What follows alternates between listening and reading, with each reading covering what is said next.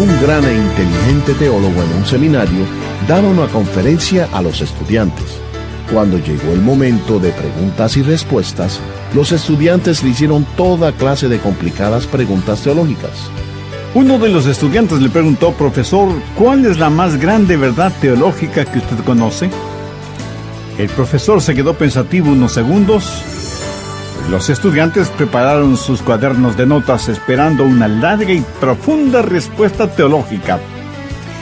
El profesor miró a quien le hizo la pregunta, luego miró a los demás estudiantes y casi sonriendo respondió: la más grande verdad teológica que conozco es la siguiente. Jesús me ama a mí, pues la Biblia dice así. Es increíble cómo los hombres complican las cosas sencillas de Dios. Amigos de El Amor que Vale, un cordial saludo. Soy Andrés García Vigio. El doctor Adrián Rogers, en la voz del pastor Lenín de Llanón, presenta la enseñanza El misterio de la semilla de mostaza. En el capítulo 13 de Mateo tenemos 7 parábolas que son los misterios del reino de los cielos. Cubren el espacio histórico desde el ministerio terrenal del Señor Jesucristo hasta el juicio final. Estas parábolas nos ayudan además a entender el curso de las épocas y lo que debemos esperar para que no nos sorprendan o nos desilusionen o tengamos dudas. Porque no todo será color de rosa como nos gustaría que fuera. Recuerden que una parábola es una historia terrenal con un significado celestial. Ya hemos hablado del sembrador. ¿Y qué aprendimos de esa parábola? Que no todos los que escuchan el Evangelio se salvan. El sembrador y la semilla pueden ser buenos, pero el terreno en donde cae la semilla, no. Pero gracias a Dios que su testimonio y mi predicación pueden caer en buen terreno y dar fruto que traiga honor y gloria a Dios. También ya hemos estudiado la parábola del trigo y la cizaña, el trigo y la cizaña creciendo juntos. ¿Cuál fue la enseñanza? Que hay cristianos hipócritas dentro y fuera de las iglesias, pero que no debemos dejar que los hipócritas nos impidan entregar nuestro corazón a Jesús. Ahora veamos Mateo 13, los versos 31 y 32.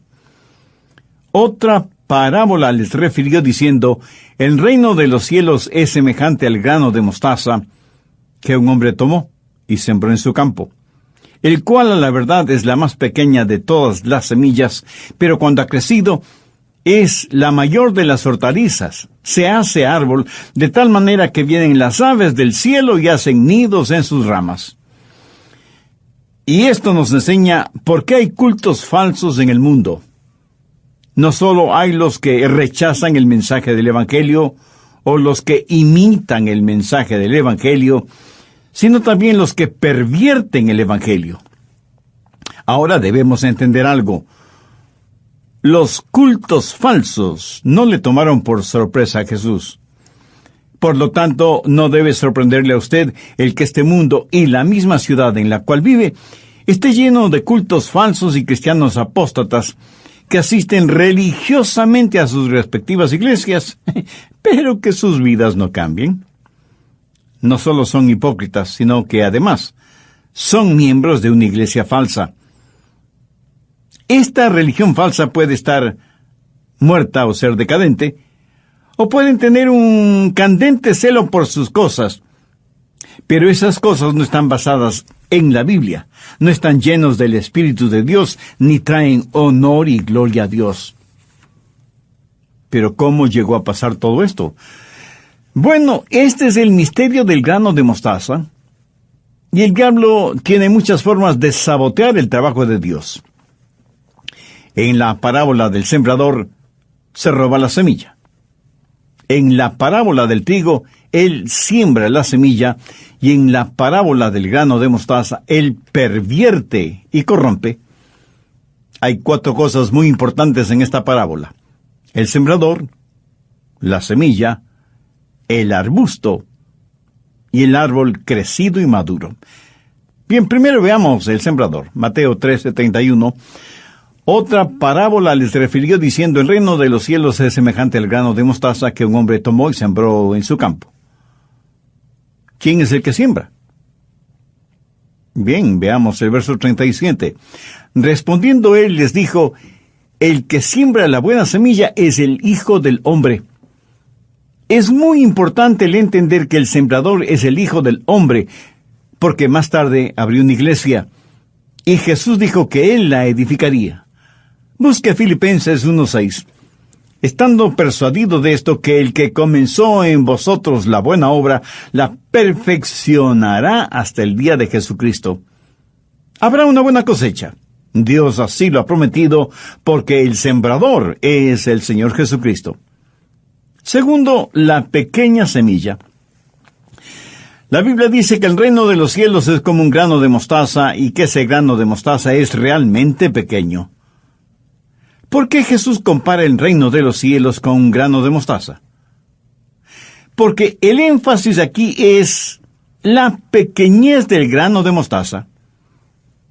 Bueno, nosotros somos un rebaño pequeño, somos la minoría, somos relativamente un puñado de fieles.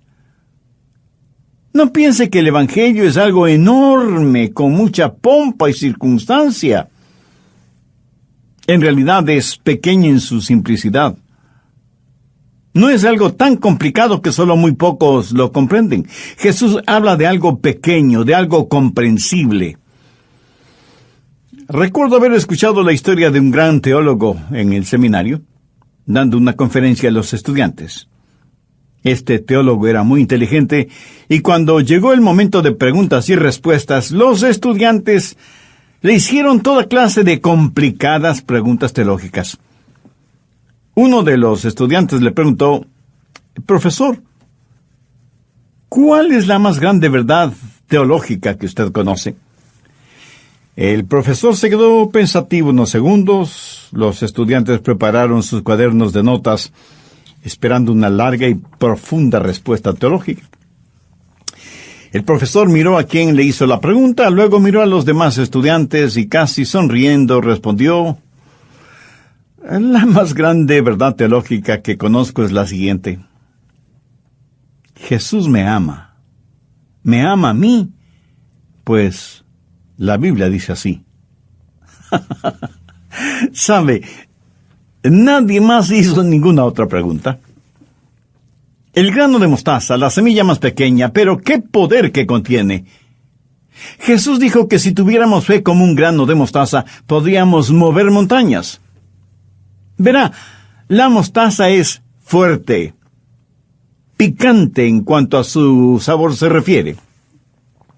En la proporción adecuada da un sabor muy rico a ciertos alimentos. Además es medicinal. Le puedo asegurar que su abuelita o tal vez su mamá le puso los llamados parches de mostaza en el pecho o la espalda para combatir resfriados. Se cuenta que Darío, el emperador persa, cuando invadió Europa, le envió un mensaje a Alejandro el Grande, en Grecia. Darío le envió una funda grande llena de semillas de ajonjolí, con el siguiente mensaje: vamos a cubrir la tierra como si fuéramos estas semillas. Somos tantos y tantos que jamás podrás derrotarnos. Alejandro el Grande le respondió, enviándole a su vez una funda llena de semillas de mostaza, con el siguiente mensaje: te vas a encontrar con el fuego, el poder y la fortaleza, como tienen estas semillas de mostaza, como nunca antes lo has visto en tu vida. El grano de mostaza, pequeño e insignificante como parece, habla de fortaleza y además encierra un secreto. ¿Cuál es ese secreto? El reino de los cielos es como una semilla, y la semilla tiene vida. Frecuentemente Jesús dijo que la palabra de Dios era como semilla. Nosotros, sus hijos e hijas, somos comparados a la buena semilla, y los genuinos creyentes en cualquier parte del mundo son la buena semilla. ¿Por qué este énfasis en la semilla? Porque en la semilla está el germen de la vida que puede ser reproducida. Me gusta mucho lo siguiente que alguien dijo. Cualquier tonto puede contar las semillas que hay en una manzana, pero solo Dios puede contar las manzanas que hay en una semilla. ¿No es esto formidable? Una semilla puede reproducirse y reproducirse ad infinitum. Y esto lo sabe el sembrador divino, aunque la semilla sea pequeña. Tercero, el arbusto que crece. La semilla comienza a germinar, luego es una plantita que se va transformando en arbusto. Mire el verso 22, el cual a la verdad es la más pequeña de todas las semillas, pero cuando ha crecido es la mayor de las hortalizas. O sea, ya es un pequeño arbusto con hojas, flores y semillas. Y eso representa lo que debe ser el Evangelio.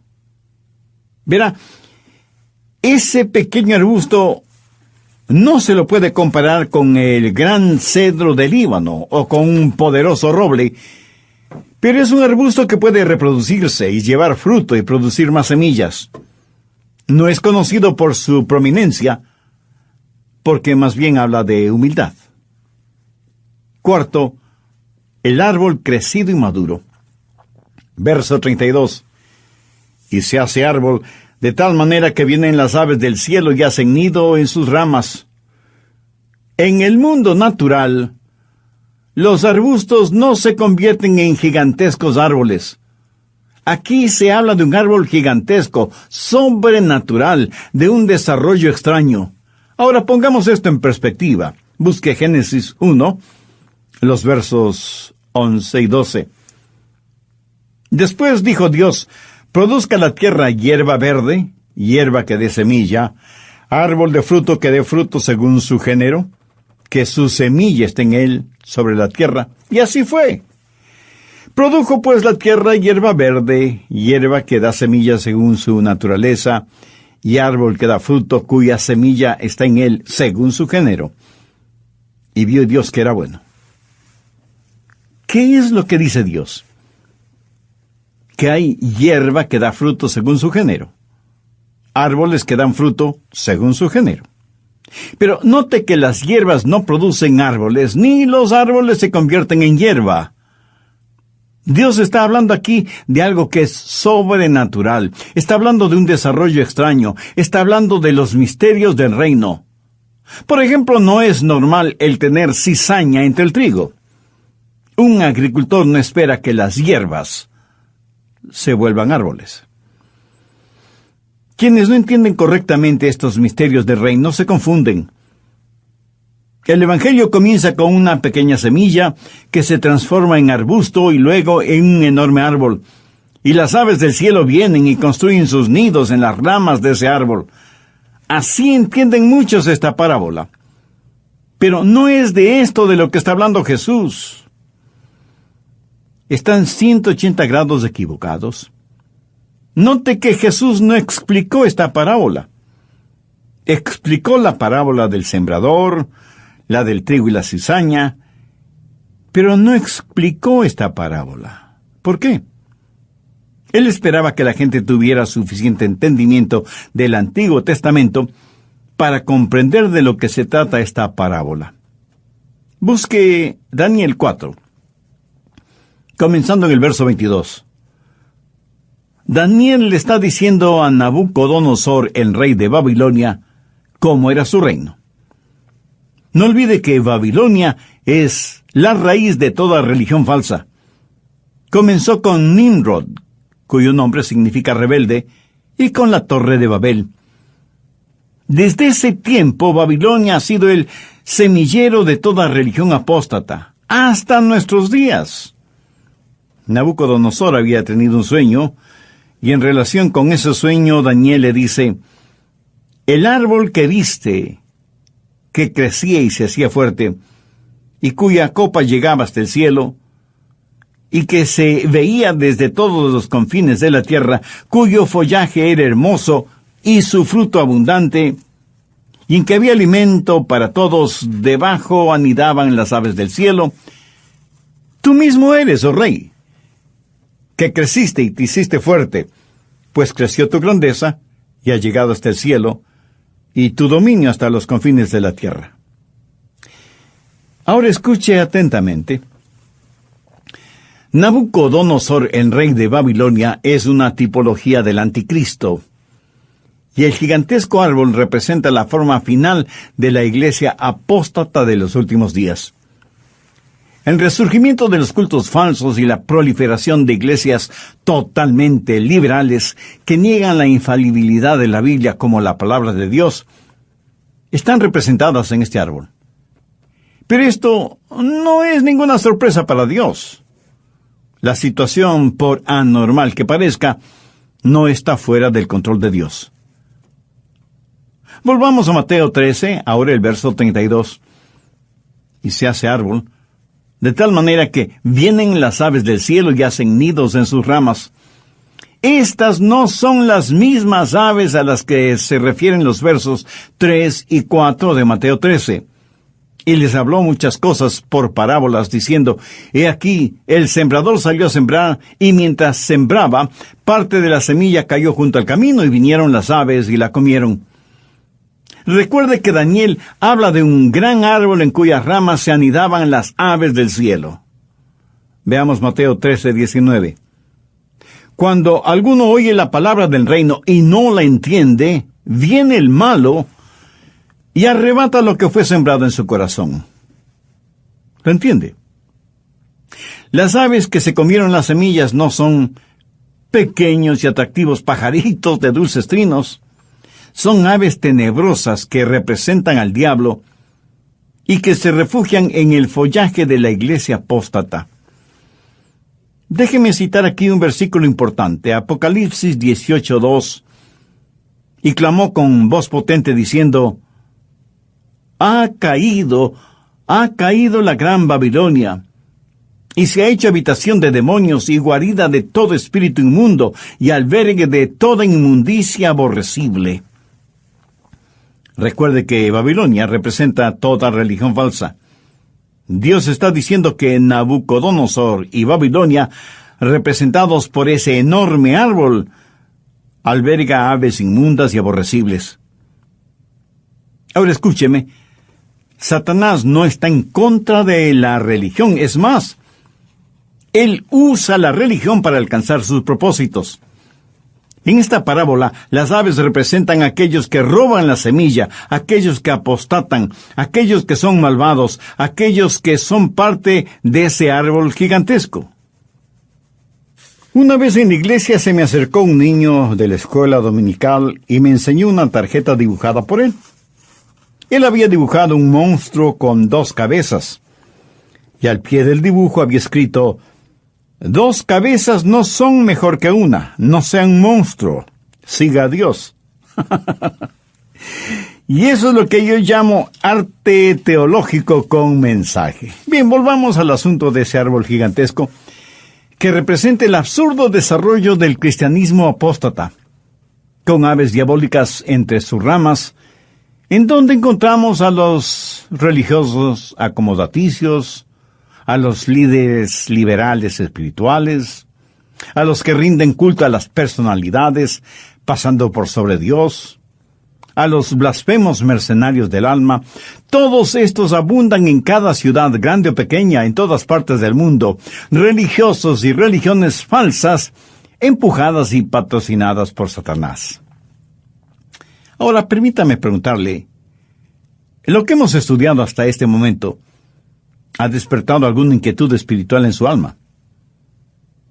¿Ha descubierto que la religión que practica bordea los límites de la apostasía y que no tiene ninguna seguridad de su salvación? Usted puede tener la absoluta seguridad de su salvación ahora mismo si hace una decisión por Cristo. Por favor, por unos minutos deje de hacer lo que está haciendo y hable directamente con Dios. Dígale, Todopoderoso Dios, gracias por tu palabra que me ha enseñado que debo tener una relación personal contigo, mediante tu Hijo, el Señor Jesucristo, y no mediante una religión cualquiera que sea. Sabiendo que soy pecador, necesito de perdón y de guía. Vengo a ti en busca de tu misericordia. Señor Jesús, Tú entregaste tu preciosa vida en la cruz del Calvario para pagar el precio de la culpa de mis pecados y perdonarme. Gracias por amarme de esa manera. Este momento, con profunda fe, te pido vengas a vivir en mi corazón y seas mi Salvador y Señor. Moldéame de acuerdo a tu voluntad y hazme un instrumento útil y de bendición en tus manos, porque lo pido en tu santo nombre. Amén. Cuando alguna persona se acerca a usted con cierta clase de fe o de religión, ¿sabe qué preguntarles? Pregúnteles, ¿es la Biblia, la palabra revelada de Dios, la fuente de su información? ¿O su información proviene de otra fuente? Su otra fuente de información es la ciencia o la tecnología, o el libro de los mormones, o el Corán. En Apocalipsis 22, los versos 18 y 19 leemos: Yo testifico a todo aquel que oye las palabras de la profecía de este libro. Si alguno añadiere estas cosas, Dios traerá sobre él las plagas que están escritas en este libro. Y si alguno quitare de las palabras del libro de esta profecía, Dios quitará su parte del libro de la vida y de la santa ciudad y de las cosas que están escritas en este libro. Si la información que ellos tienen no proviene de una fuente bíblica y cristocéntrica, es que pertenecen a un culto falso. Un antiguo refrán popular dice: no todo lo que brilla es oro. Amigos, les habla Andrés García Vigio. Gracias por su sintonía a nuestro programa El Amor que Vale. Hoy, en la voz del pastor Lenín de Llanón, el doctor Adrian Rogers finaliza su estudio El misterio de la semilla de mostaza. Escuché de un joven estudiante bastante ocioso que buscaba la forma más fácil de obtener su diploma de graduación sin tener que estudiar demasiado o que rendir alguna prueba final. Así que le preguntó a un amigo cuál era la mejor forma de obtener una buena calificación final para graduarse y recibir su diploma. Su amigo le informó que lo más fácil era tomar un curso extra en cualquier materia. ¿Cualquier materia? Sí, cualquier materia. Ornitología, por ejemplo. El profesor de esa materia era bastante viejo y el estudio consistía en ir al bosque y con binoculares observar el mayor número de aves. El viejo profesor no tomaba ninguna clase de examen o prueba y calificaba la asistencia con él al bosque.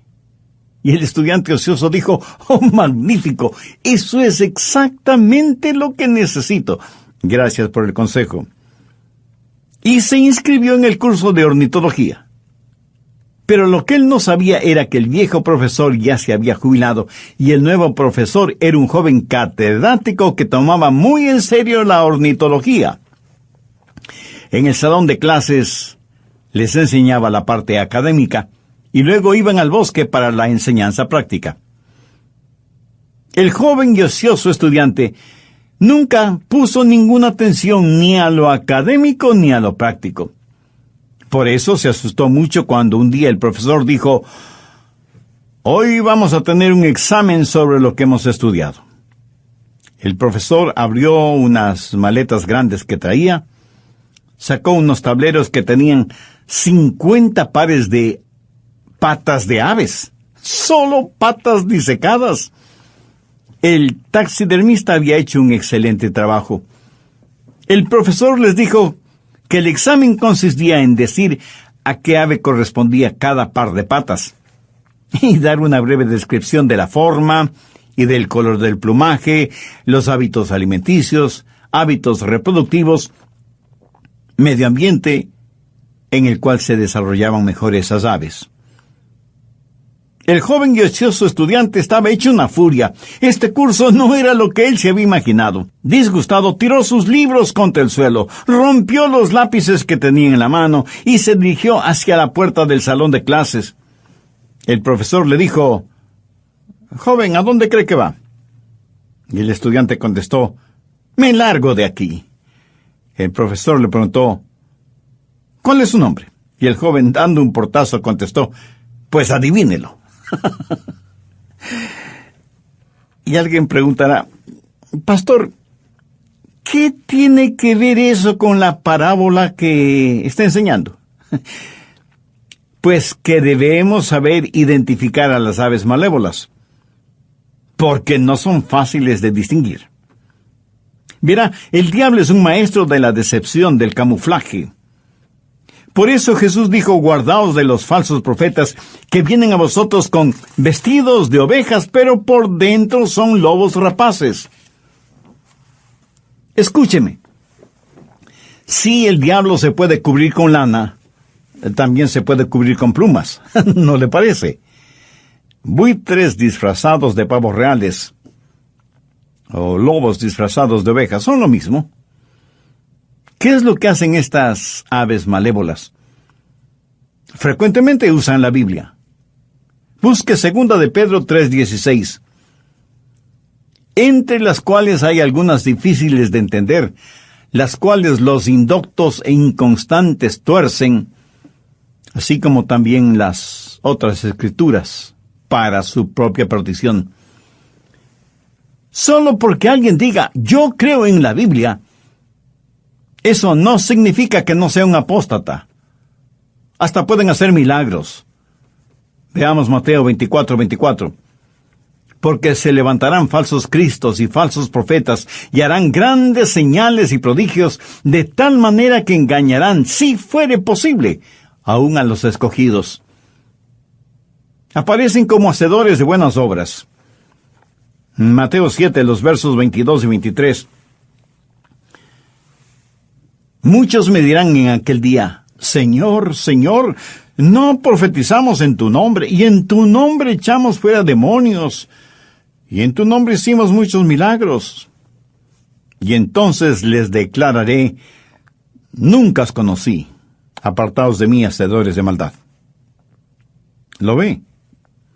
Oh, sí, pueden tener cultos de adoración, programas radiales o televisivos, conferencias bíblicas, libros, revistas, folletos, obrarán sanidades y milagros, tendrán actividad misionera y programas para la juventud, y sin embargo, todo será solo una falsificación de aquello que es real y genuino. Por lo tanto, ¿quiere usted descubrir o no si los que se esconden entre el follaje del cristianismo apóstata en este árbol gigantesco son genuinos o no son más que diabólicos pájaros malignos?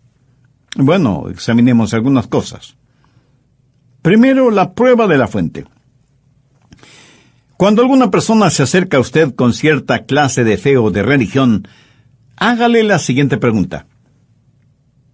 ¿Es la Biblia, la palabra revelada de Dios, la fuente de su información? ¿O su información proviene de otra fuente? Su otra fuente de información es la ciencia, o la tecnología, o el libro de los mormones, o el Corán. En Apocalipsis 22, los versos 18 y 19 leemos, yo testifico a todo aquel que oye las palabras de la profecía de este libro, si alguno añadiere a estas cosas, Dios traerá sobre él las plagas que están descritas en este libro. Y si alguno quitare de las palabras del libro de esta profecía, Dios quitará su parte del libro de la vida y de la santa ciudad y de las cosas que están escritas en este libro. Si la información que ellos tienen no proviene de una fuente bíblica y cristocéntrica, es que pertenecen a un culto falso. Así que no es suficiente que digan que creen en la Biblia como la palabra de Dios. Segundo, la prueba del Salvador. Descubra qué es lo que creen acerca del Señor Jesucristo. Pregúnteles, ¿creen que Jesucristo es el Mesías, el Cristo, el Hijo de Dios, Dios el Hijo, igual y eterno con el Dios Todopoderoso? Frecuentemente les hago la siguiente pregunta a los testigos de Jehová. ¿Adoran al Señor Jesús?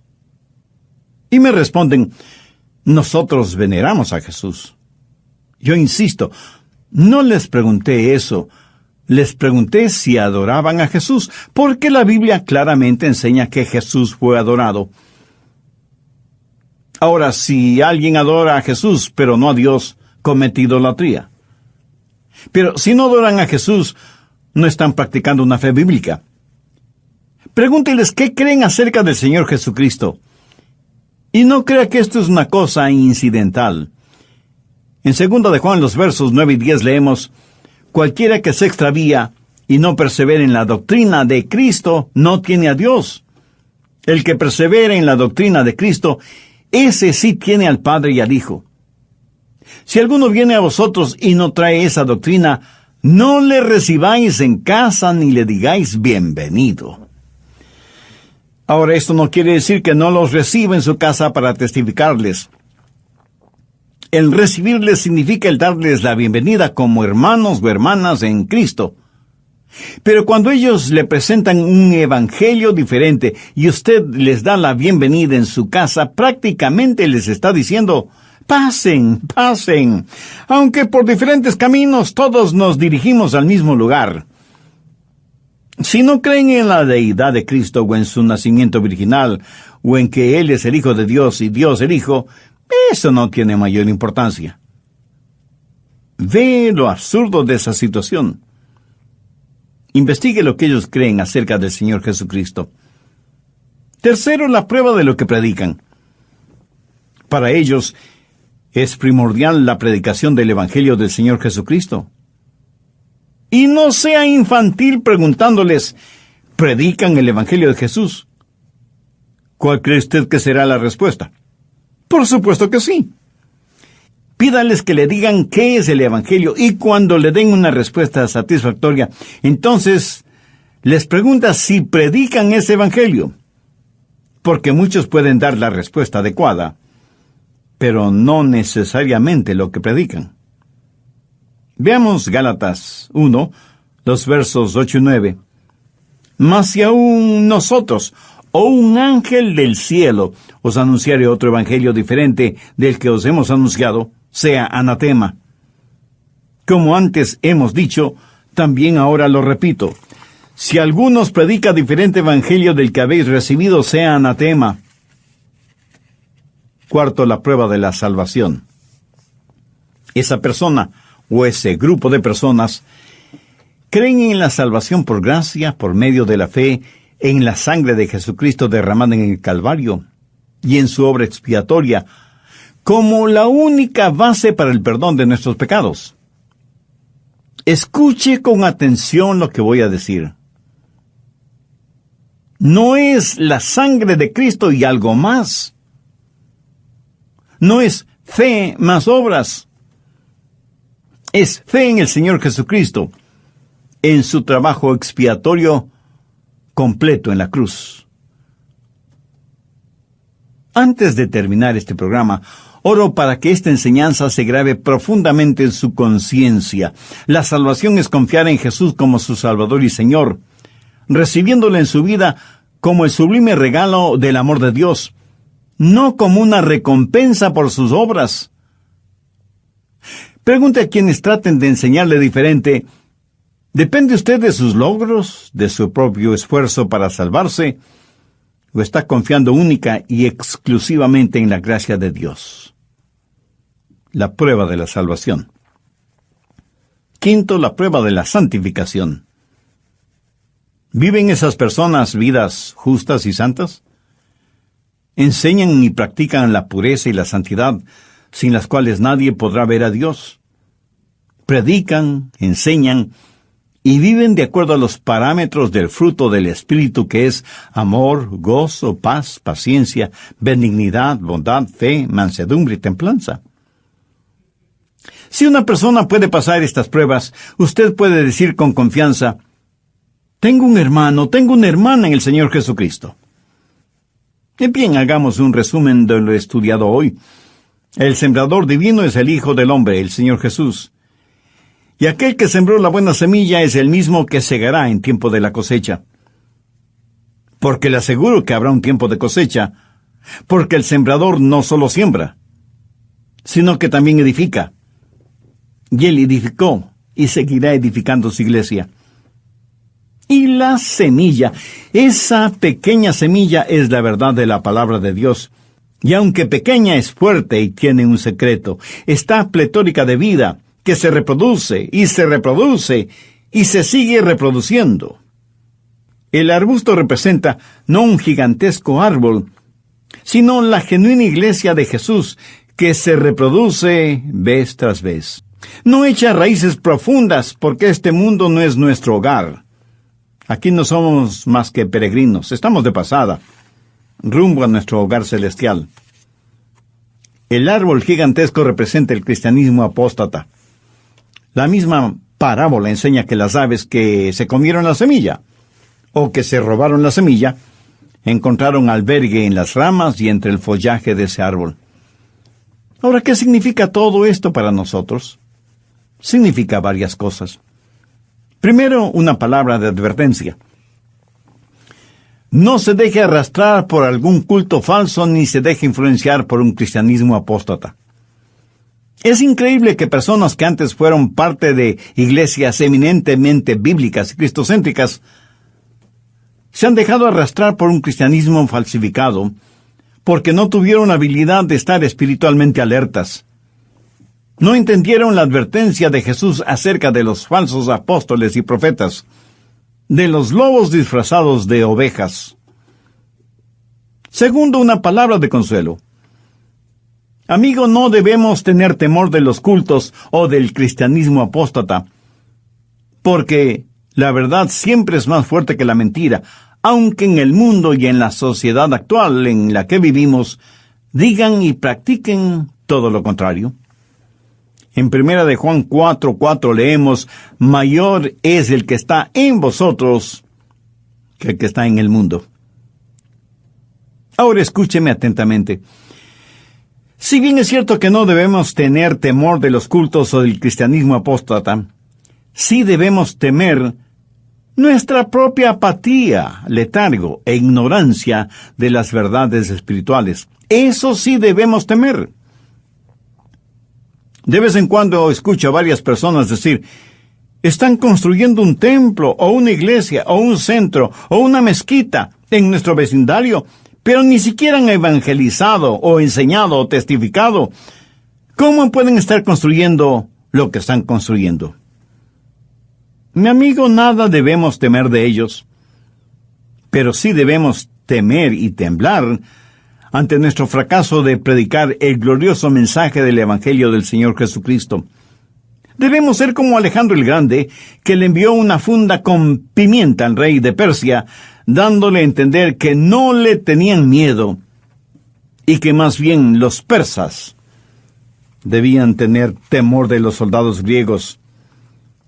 De acuerdo a estas parábolas, es obvio que usted puede escuchar la voz de Dios en su corazón y no recibir la buena semilla, que puede tener trigo mezclado con cizaña. Usted puede escuchar este u otros mensajes bíblicos y sin embargo ser como cizaña plantada por Satanás en vez de ser el dorado trigo sembrado por el Señor. Es evidente que hay muchos que apostatan del cristianismo y son arrastrados hacia cultos falsos, alejándose más y más del reino de Dios. Amiga, amigo, ¿no le gustaría a usted ser verdaderamente salva o salvo? Y no le estoy preguntando si usted es una persona religiosa. Recuerde que el diablo es muy religioso. Pablo les dijo a los cristianos en la iglesia de Corinto: examinaos a vosotros mismos si estáis en la fe. Si usted estuviera ante Dios ahora mismo y Él le preguntara: ¿por qué debo dejarte entrar en mi cielo?, ¿cuál sería su respuesta? Muchos de ustedes no tienen ni la menor idea de cómo responderían, y eso es verdaderamente triste. ¿Por qué no soluciona esa incertidumbre ahora mismo? Le invito a orar conmigo una sencilla oración. No deje que el diablo le robe la buena semilla que hoy ha sido sembrada en su corazón. Ore con fe, con arrepentimiento, depositando toda su confianza en Jesús. Querido Dios, sé que me amas y quieres salvarme. Gracias por haberme dado la oportunidad de este mensaje de tu palabra. Soy un pecador y sé que mi pecado merece tu justicia, pero vengo a ti en busca de tu gracia y misericordia. Quiero ser perdonado, salvado, limpiado y sanado espiritualmente. Señor Jesús, tú eres el Hijo de Dios que pagaste con tu propia vida en la cruz el enorme precio de la culpa de mis pecados, pero que resucitaste de entre los muertos y ahora estás sentado a la diestra del Padre.